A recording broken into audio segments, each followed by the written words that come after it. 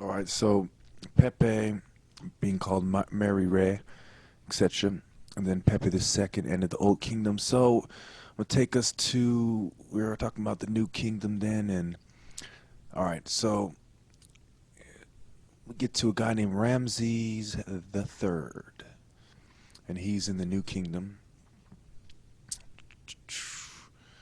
And what basically happens is this guy he repulses the Libyans' attacks, and also people that they call the Sea Peoples, which probably refers to Greeks and Persians and other pirates in the seas at that time. Probably came in all shades and all countries. And so anyway, he com- he accuses a queen that he marries of conspiring to use magic to kill him, and she gets convicted.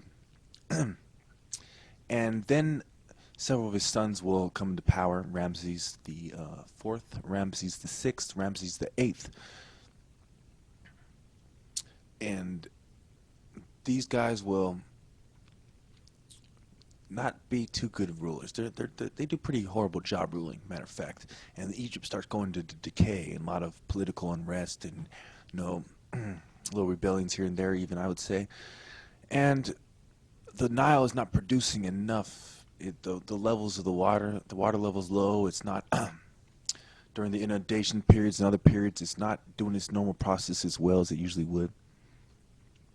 So the crops aren't going too good, and the empire overall is not doing too well. And it's in fact it goes into decay so much.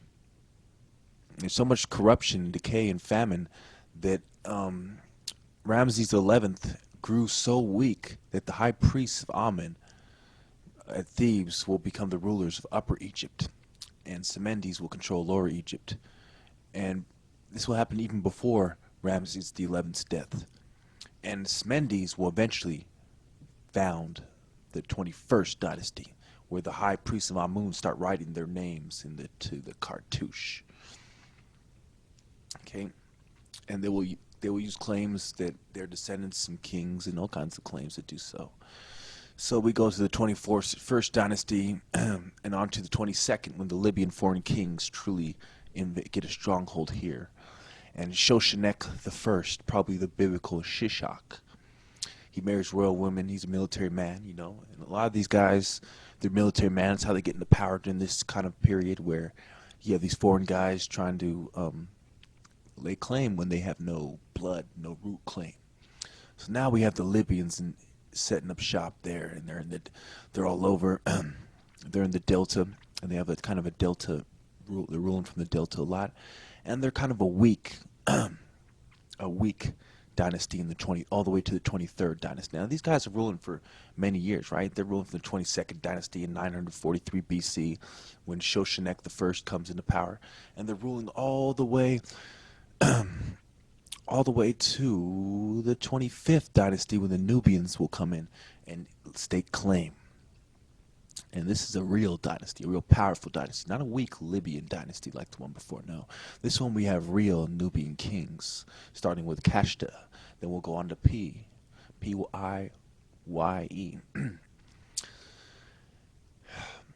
Now, the mistreating of horses, he will note, makes him mad. He says, of the things that grave his heart the most, he says the mistreating of the horses he's found as he went to Egypt, to Upper Egypt, that is what graved his heart the most. Interesting fella. Then we'll go on to Shabaka, who was buried in a pyramid at El Kuru and was succeeded by his nephew Shebiku. Shebiku. Okay. Now, this is the Nubian dynasty. It's probably one of my favorite dynasties, not my favorite dynasty personally, because you cannot deny that these guys are Nubians. These guys are black guys who are running Egypt. The controversy is never about this dynasty. This dynasty is admittedly black. And not that I'm racist, but it goes back to this controversy of what race the Egyptians were, and it constantly is very aggravating to me to have to constantly put up all these videos and constantly, oh, I'm not racist, but they're black. I'm not racist, but they're black. And it sounds like a broken record sometimes, but at least I'm bringing tons and tons of evidence to support this point of view, this truth. Okay, so then we get to Taharqa, right? Taharqa sleeps at the Temple of Amun, marches against Syrians, you know, and the mice eat the weapons of the Syrians at one point, and the Syrians are forced to flee. But then the Syrians will kind of come back and they'll regroup, you know, as Taharqa goes, tries to follow them down there and lay siege on them. They'll come back and they'll regroup, and then we'll have a 26th dynasty where the Assyrians, the scumbag Assyrians, are in charge. And then with of this dynasty, you know, the first king that's given credit, we'll say, is Tefnach II. Then we'll get Nakabu, and then Nico the First, and then we'll get a bunch of other guys like that, you know. And we'll go 27th is the Persians will take the control from the Assyrians, and we'll get you know, these guys, these Persian guys. If I remember correctly, Camp ISIS is one of them. His name is, you know, it's Cambyses. So it's Camp ISIS. He is an interesting Persian leader. He invades Ethiopia, in fact, and he doesn't succeed. And his men are kind of get lost over there, and 1 in 10 of them are eaten. They're cannibals. The Persians, they have to cannibalize their men, and they return back to Egypt.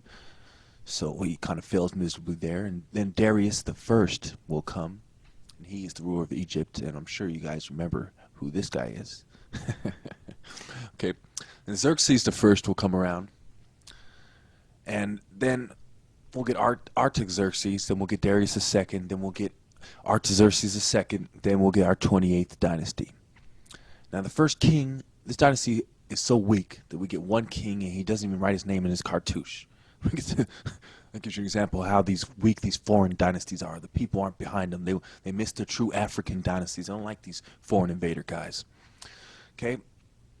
Then we get 3 kings of the Macedonian dynasty: Alexander the Great, his half brother, and his son. Okay.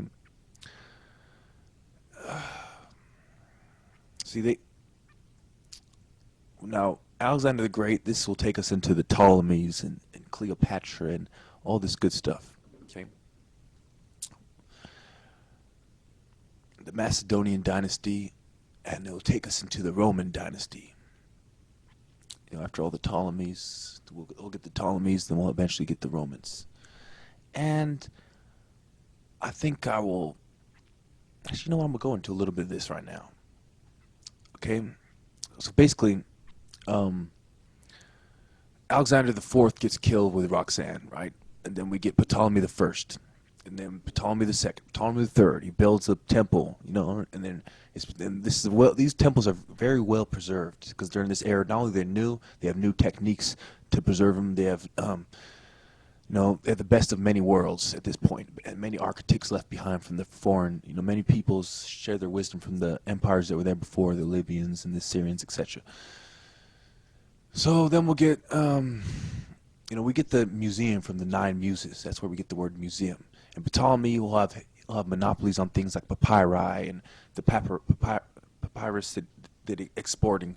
And the great Alexandria Library is competing with another library in Asia Minor, and that forces the Asians to come up with a sheepskin. And this is where we get our modern writing. You know, this kind of thing is where we get the books from and our modern paper from.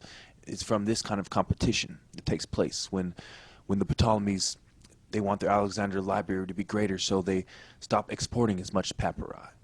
And they take that financial hit just to make their library that much greater, because wisdom is that much more important than money, which is quite profound that these guys understood that very well, and that's why they were able to have a hold of Egypt as long as they did, and to do better than the invaders before them. But it's a very corrupt and very dark era, especially after the first few Ptolemies. It goes down, okay? Ptolemy the Fourth, for instance, killed 3 people. His mother was killed by poison, his brother was scolded, his sister was killed, and his sister's wife was poisoned, you know? So that's pretty bad. Well, I see I'm running out of time, but we'll stop at Ptolemy V, who was given the Rosetta Stone as the key, and was a thank you note from the priests of Egypt. Okay, that'll end this video.